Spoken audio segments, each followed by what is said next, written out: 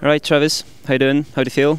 I'm good, man. I actually feel feel like I have a second wind here in Poland, so I feel good. So you are here for the second time, right?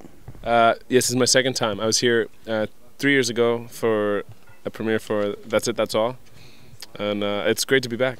Really? Yeah. So we're glad that you are here. And the first question, so mainly, what you are doing right now in Poland, like in general. So except that you are right now here for the premiere, especially, but We are here showcasing the film, The Art of Flight. This is a project we spent 2 years straight production and almost 1 year prior to this getting the project together and conceptualizing it. Basically, we've been on a world tour and we wanted to bring it to, in Europe. We wanted to do 15 of the best destinations, the best cities to showcase what we do. And I know that there's a die-hard little crew here in Poland, so we chose Warsaw as a place we really wanted to go. so that's why you are right now here, right? Yeah. That's cool. And my question actually is very personal. So what you gonna do after premiere today in the evening?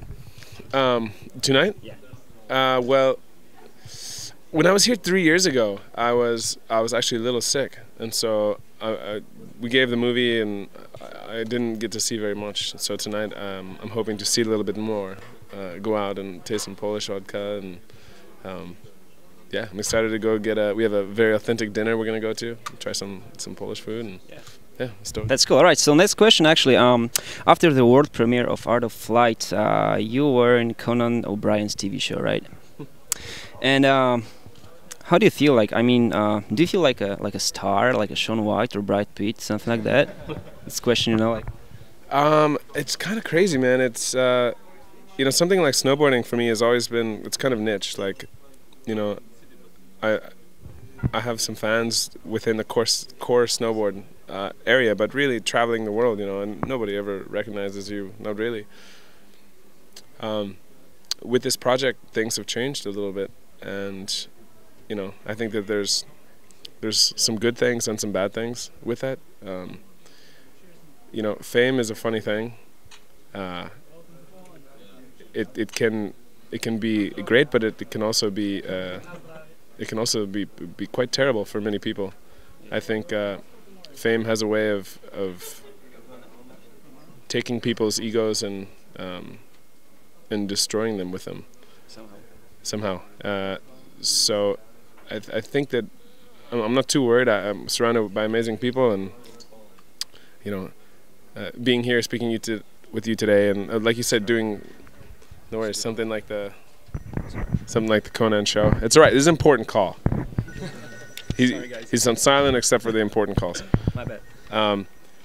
Anywho, I guess I'm kind of going off a tangent, but basically, being able to do something like Conan, it's very humbling to be able to do something like this. And I guess if anything, I like to use the stage as a platform to try to help continuate truth.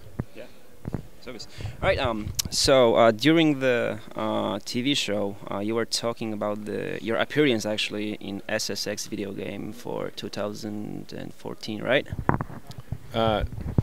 Yep. Well, it's something that I think was parlayed with my appearance there. Okay.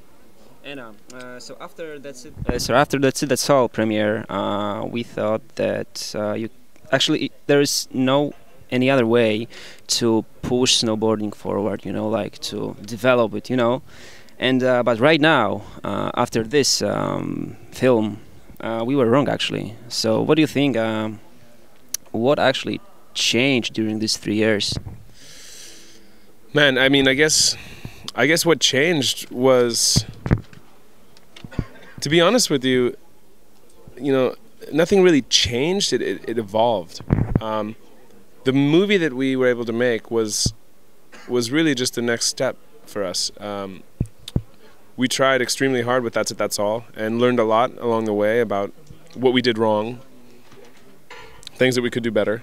And this film, we took everything that we learned, what to do and what not to do from the last film, and applied it. The free riding element of the last film, I think, came up short for our standards. So being able to showcase that and really highlight that in this movie. I think that was really something, a very large goal of ours, and I feel like we were able to succeed with the help of Nicholas and so many of the other guys. That's good. All right. So a few weeks ago in Poland, we had the Barton video premiere, and Terry Hawkinson was here with us. And please tell us, what do you think actually about his skills and your skills? You know, like how to compare it, maybe. How do you feel with that? Hawkinson, man, that guy's a legend. Seriously, and he's really inspirational because, I mean, that guy's getting old. I feel like I'm getting old, but that guy's getting old.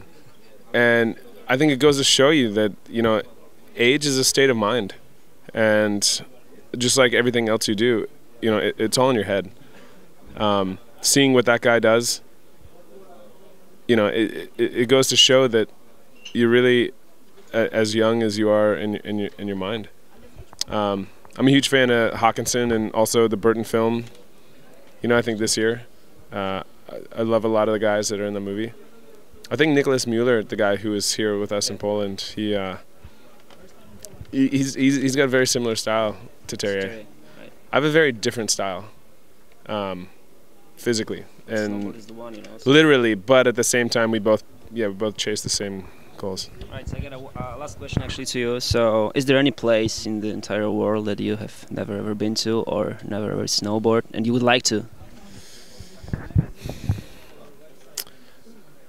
You know, I've been very lucky in my ability to travel, and I think for the first 5 or 6 years, you know, my traveling the world, it was really like, wow, you know, the world got so much smaller. You know, being able to connect, you know, actually do a circumnavigation, you know, I was like, okay, the world's smaller. And then I think since there was like a certain tipping point, and since then, the more I travel, the bigger the world seems to me.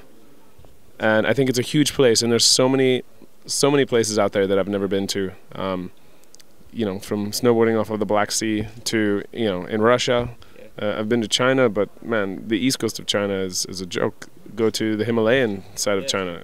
I mean, there's so many more places. The Andes. Yeah. I mean, I spent 2 months in the Andes, and we only covered, you know, the Andes were this long. We covered this much of the Andes. It's really endless. It's just really how motivated are you to go and seek it out. In Europe, man, I've only ridden. I've ridden hardly anything in Europe. You know, maybe been to 15 resorts. You'll be lucky this year or maybe next year. I hope, man. Next time Europe has a good winter, I'm there. This year, I think is going to be good. This is what I hear when I travel around. The Farmer's Almanac, you know, the underground. People say, man, it's a good sign that there's no snow yet. What that means is winter's going to come late and come strong and fierce. And so I hope that's the case. Possible, you know? I hope that's the case. I hope Europe gets destroyed. Yeah, Freestyle.pl. Hey, much respect. You know, stay inspired. Enjoy. You guys are pretty much at the gateway to Eastern European and all the Alps for that matter. Yeah, all it takes is motivation and will. And you can go anywhere and do anything. And you can get creative with budget too. You don't need a huge budget to go experience these things. It just takes a little more will and motivation than the next guy. Cheers. Thanks a lot. Thanks for the interview. We're gonna go.